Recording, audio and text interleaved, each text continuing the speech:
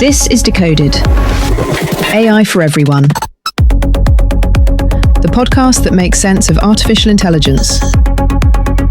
Not just in your pocket, but in your work, your choices, your creativity, and your everyday life. I'm Joel Leslie.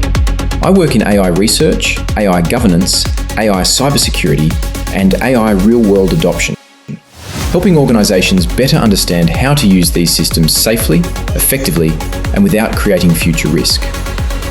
On this show, I take those ideas and bring them back to everyday life, so AI feels less confusing, less distant, and a lot more useful for everyone. You probably already use ChatGPT. Maybe you use it to write emails. Maybe you use it to summarize things. Maybe you ask it questions instead of searching through 10 different websites. Maybe you have used it to plan a trip, explain a bill, write a caption, help with study, clean up a document, or make sense of a spreadsheet. And for a lot of people, that is where ChatGPT still lives. As a place you go when you need help with something. You open it, you type a question, you get an answer, you close it. Then, a few days later, you open it again and start from scratch. You explain the same context, repeat the same preferences, paste the same background, describe the same goal. Then you correct the tone again. Not too formal, do not overdo it, keep it practical. And slowly, ChatGPT becomes useful, but messy. It becomes a drawer full of half-finished conversations. A few good ideas over here, a travel plan over there.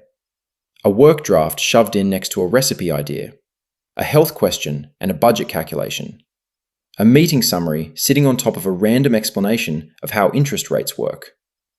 Down the bottom, a shopping list, a half-written LinkedIn post, a school assignment plan, and a complaint letter to an airline. And somewhere in the middle of all of that, there may be something genuinely useful. But you cannot always find it again. And when you do find it, you may not trust whether it still applies. So today, we are not doing a beginner's guide to ChatGPT. We are not going through every button, menu, or setting. And we are not pretending that AI is about to magically organize your entire life. Instead, we are going to look at something more useful.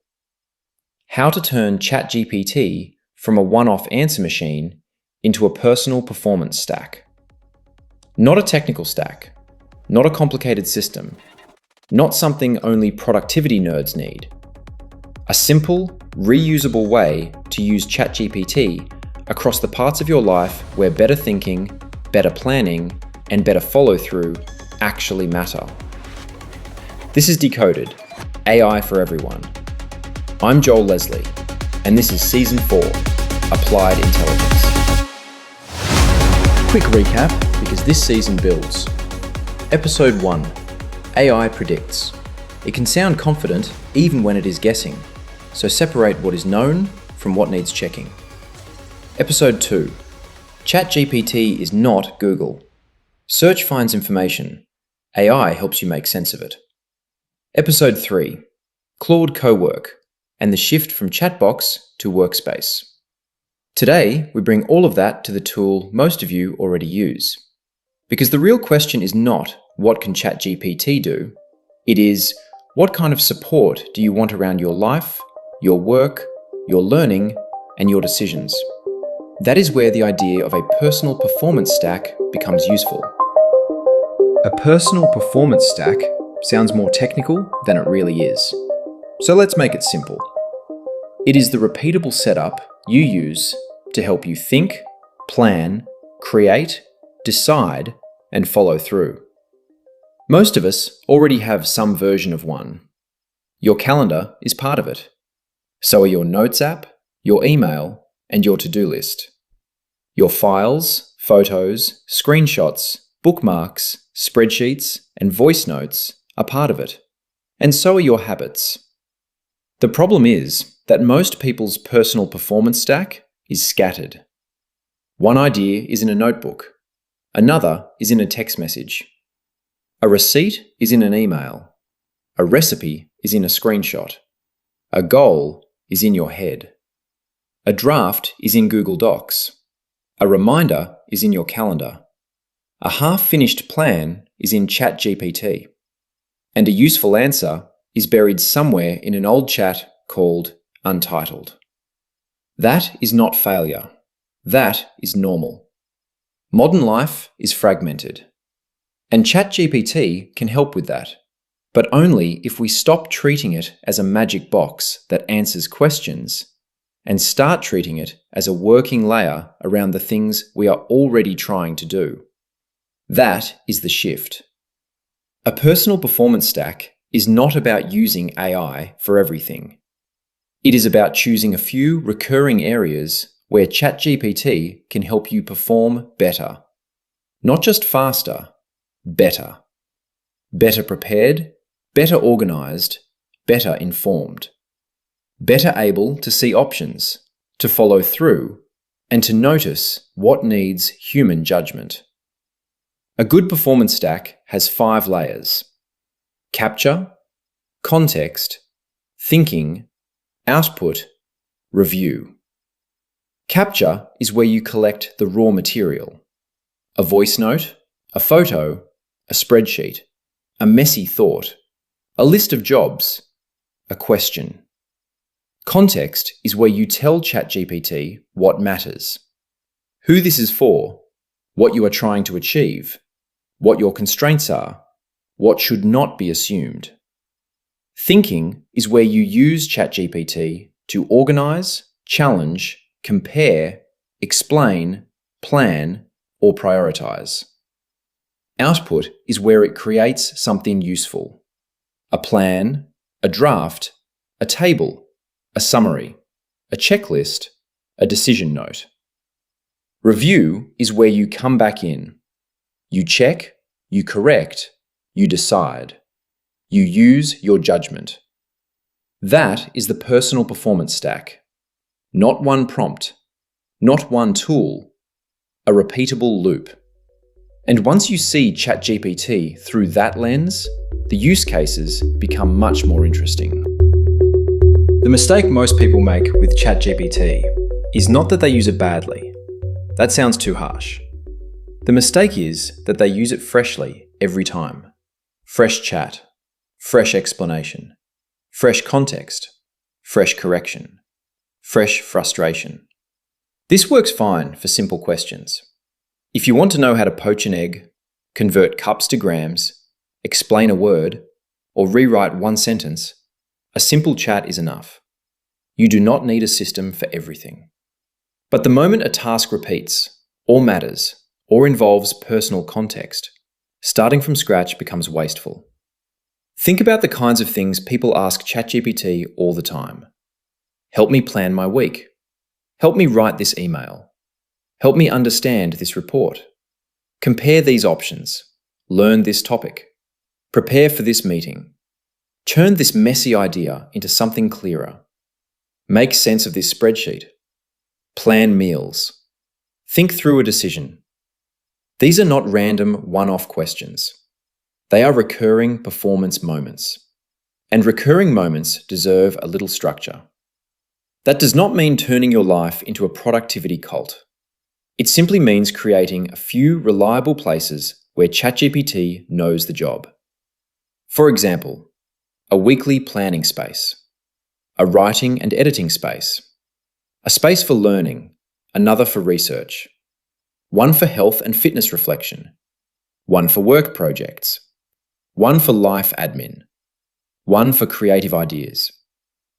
Now, depending on your plan and settings, ChatGPT may allow you to use things like projects, memory, files, data analysis, voice, images, or connected apps.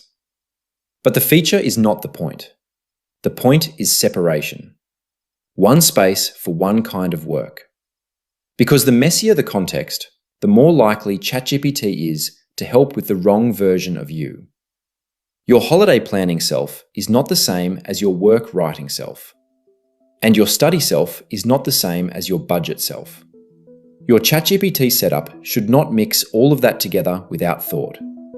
That is the first rule of the personal performance stack. Do not make ChatGPT remember everything. Help it remember the right things in the right places. Let me tell you about a Sunday night a few weeks ago. I sat down and my week was everywhere. 2 script deadlines in my head. A dentist appointment buried in a confirmation email. A quote from an electrician I had not replied to. A school notice on the fridge. Car rego due, according to a letter I had put somewhere safe. And underneath it all, that low hum of things you promised and things you forgot you promised. Normally, I would open a to-do app, write half a list and lose interest. This time, I opened ChatGPT in a space I keep just for planning and did something slightly different. I did not ask it to plan my week. I dumped everything in. Rough notes, a voice memo I dictated while making dinner, a photo of the list on the fridge, and I gave it this instruction. For this chat, act as my weekly planning assistant. I am going to give you messy notes about the week ahead. First, organise them into categories: work, personal admin, family or household, health, errands and follow-ups. Then identify anything that looks time sensitive, anything that depends on another person, and anything I may have missed. Do not create a final plan until you have asked me any clarifying questions. The first thing it did was ask me questions. Good ones. When is the rego actually due? Does the electrician need an answer before he can book you in? Is the school thing something you attend or something you sign? That last one saved me a trip. Then, once the mess was organised, I asked, now turn this into a realistic weekly plan. Keep it practical. Do not overload any single day. Give me the top 3 priorities for the week, the tasks I should do first, the tasks I can defer, and anything I should not forget to check. What came back was not magic. It was a realistic week. Tuesday was too full, so 2 things moved. 3 errands were in the same suburb, so they became 1 trip. 1 task was waiting on somebody else's reply, so it went into its own small pile called Chase Up. Notice what ChatGPT did not do. It did not run my life, and it did not make a single decision for me. It reduced the cost of seeing the week clearly. That is the whole trick. Before you plan, inspect. This has become a Sunday ritual now. Same space, same rules, same categories, same review habit. Every week it gets a little sharper because the space already knows how I like a week laid out. I call it my weekly command centre. Not because it sounds impressive, because almost everyone has a week to manage. That is a performance stack. The caution here is simple. Do not paste private details by habit. If your notes include other people's medical information, client details, employee information, confidential work, financial data, or anything sensitive, pause. Summarise it instead. Use placeholders. Strip names where you can. And if it belongs to your employer or someone else, check the rules before you upload it. Useful does not mean careless. The third performance stack is a writing room. Now, writing with AI is not new. People use ChatGPT for emails, reports, social posts, complaints, cover letters, bios, speeches, scripts, and messages every day. But most people are still using it in a fairly blunt way. They say, write this better. And ChatGPT does, sort of. The result is often polished, but not personal. Clear, but generic. Professional, but a bit lifeless. And sometimes it sounds like every other AI-written thing on the internet. So the writing room should not be a place where ChatGPT writes instead of you. It should be a place where your thoughts become clearer. The best writing stack has 3 roles. First, structure. Second, challenge. Third, polish. Do not start with polish. That is where a lot of people go wrong. If the idea is weak, polishing just makes the weak idea smoother. So start with structure. You might paste rough notes and say, I'm going to give you rough notes. Do not rewrite them yet. First, identify the main point, the supporting points, the strongest example, anything that feels unclear, and anything that should be removed. That gives you a thinking pass before a writing pass. Then challenge. Now act as a thoughtful editor. What is the strongest version of this argument? What is the weakest part? What might a reasonable person disagree with? What would make this more useful to the audience? Only after that do you ask for polish. Now rewrite this in my voice. Keep it clear, direct, and human. Avoid sounding corporate. Keep the main point sharp. Give me one polished version and one shorter version. That is much better than make this sound professional, because professional is vague. Your voice, your purpose, and your audience are not. And if you leave them vague, ChatGPT fills the gap with its own default tone. This is one of the most useful things to understand about ChatGPT. It will always try to help. But if you do not give it enough context, it helps with an average version of the task, an average email, an average post, an average report, an average apology, an average argument, an average script. The writing room helps it work with your version of the task. And here is a useful cheat.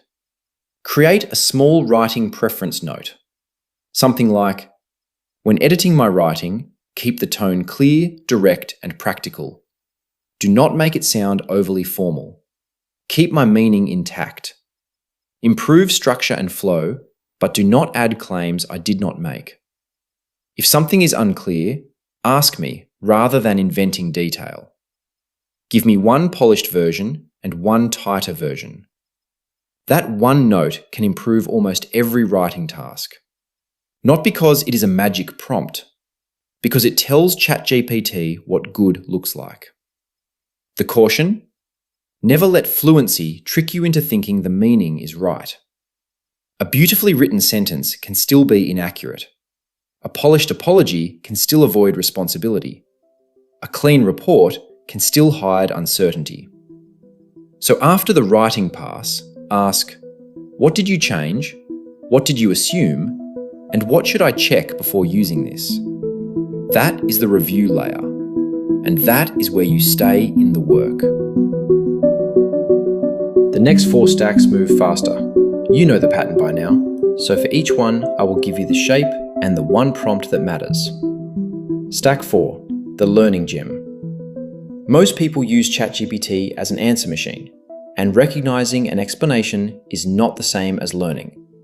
Learning requires practice, correction, and being wrong long enough to notice why. So do not only ask it to explain, ask it to train you. I want to learn topic. Start by explaining it in plain English at a beginner level. Then ask me 5 questions to test my understanding. Wait for my answers before correcting me. After that, explain what I misunderstood and give me a harder version. That turns ChatGPT into a tutor with a practice loop. Explain, test, correct, repeat. It works for interest rates, Excel formulas, a new language, an interview, or how AI models work. And if you want to avoid false confidence, ask it for questions that reveal whether you truly understand or whether you are just recognizing familiar words. The caution: do not outsource the mental reps that matter. If ChatGPT does all the summarizing and all the explaining, you may finish the work without learning a thing. Not answer first, practice first. Stack 5, the data and money lens. This is for all the small spreadsheets you never quite read. The household budget, the bank export, the sales report, the fitness log. The trick is the same one you keep hearing. Make ChatGPT inspect before it interprets. I'm uploading a spreadsheet. Do not draw conclusions yet. First, inspect the columns. Explain what each one appears to contain. Identify missing or unusual values. And tell me what questions this data could reasonably answer. because messy data plus early conclusions equals confident nonsense. Once it understands the data, ask for patterns. Top spending categories, unusual transactions, duplicates, month-to-month changes, flagged for checking, not assumed to be wrong. It is not running your finances. It is finding you better questions. And this caution is non-negotiable. For money, tax, legal, or health decisions, ChatGPT helps you organise and understand. It is not the authority. Check the source and speak to the right professional. Stack 6. The personal knowledge base. One space per project. A trip, a job search, a renovation, a course, with the context that matters kept together. Your notes, goals, constraints, drafts, and the decisions you have made so far. The point is not to upload your whole life. The point is to stop losing context. Instead of plan a trip to Japan, the space already knows your dates, your budget, your pace, and your food preferences. So ChatGPT stops starting from zero and starts working from the world you have built. The caution. A knowledge base can become a junk drawer. If everything is context, nothing is clear. So keep each space focused, and every now and then, ask it to summarize the project and tell you which context has gone stale.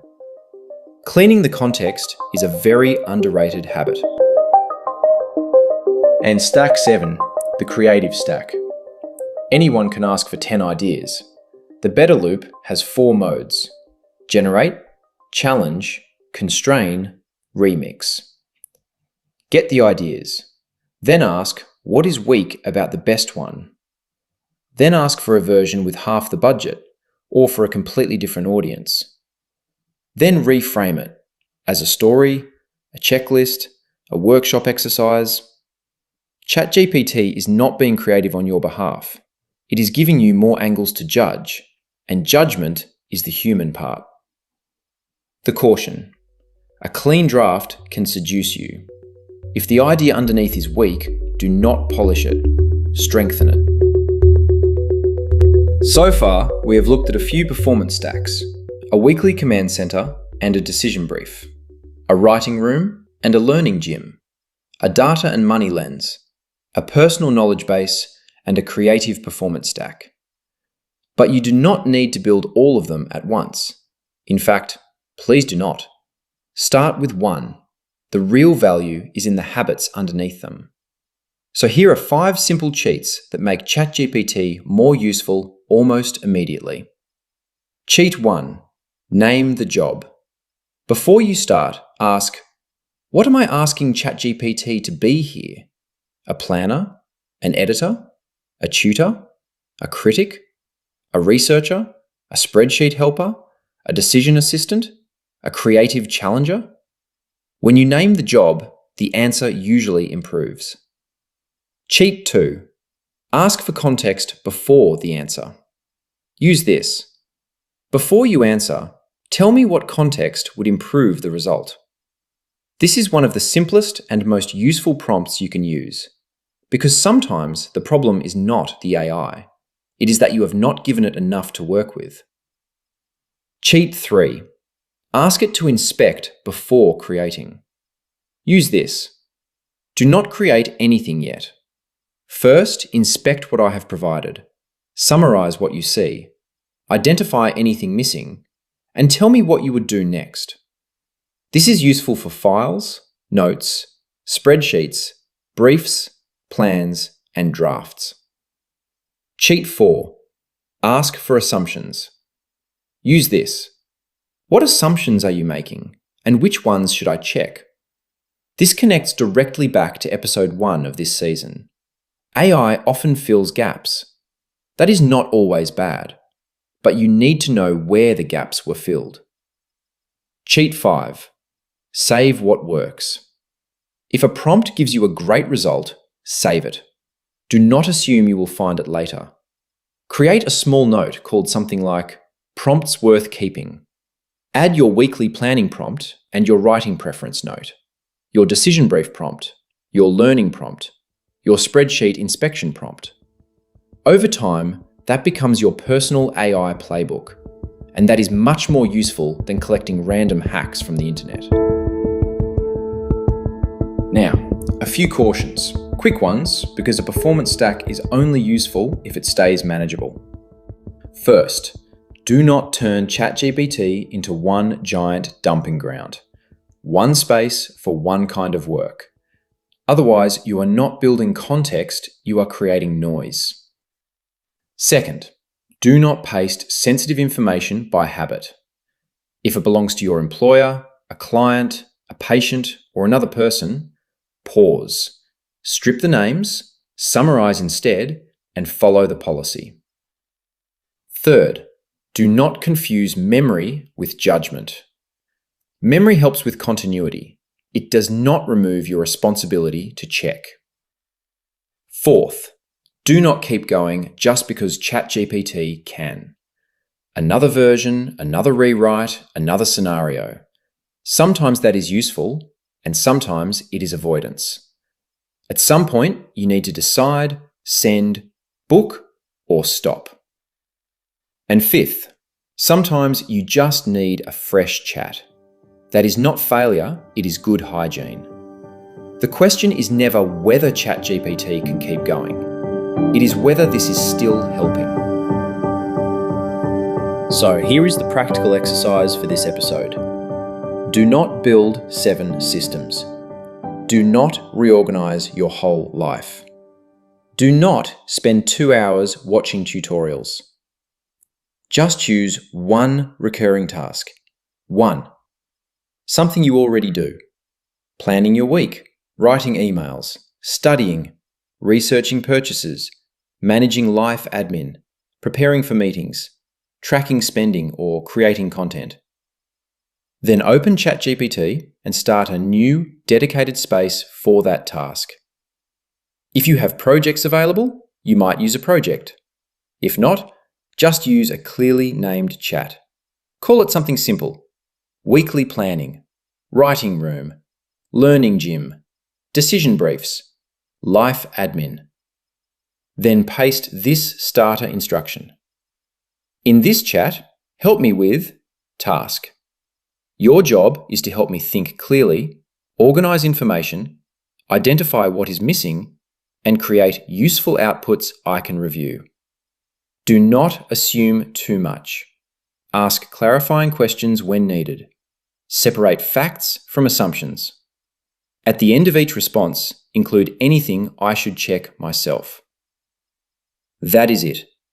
Then give it one real task. Not your whole life. One task. Ask it to inspect first. Ask it what context would help. Ask it to create something useful. Then review it. And when it works, save the prompt. That is the beginning of a personal performance stack. Small, useful, repeatable. The big idea today is simple. Most people do not need more AI tools. They need a better way to use the one they already open. ChatGPT is useful as a chat box, but it becomes much more useful when you give it a job, a space, some context, a review step, and a reason to be there. That is the shift from one-off prompting to a personal performance stack. Not AI for everything. Not automation for its own sake. Not a giant memory dump. A few well-designed loops that help you think, plan, create, learn, decide, and follow through. Capture, context, thinking, output, review. That is the loop. And the more capable these tools become, the more useful that loop becomes. Because applied intelligence is not about using AI more, it is about using AI better. If you want the prompts from today's episode, including the weekly planning prompt, the decision brief, the writing room setup, the learning gym prompt, and the spreadsheet inspection prompt, I will include them in the show notes. You can also find them at decoded-podcast.com/resources/S4E4. And for broader AI tools, prompt frameworks, and practical guides, visit promptengineeringcookbook.com.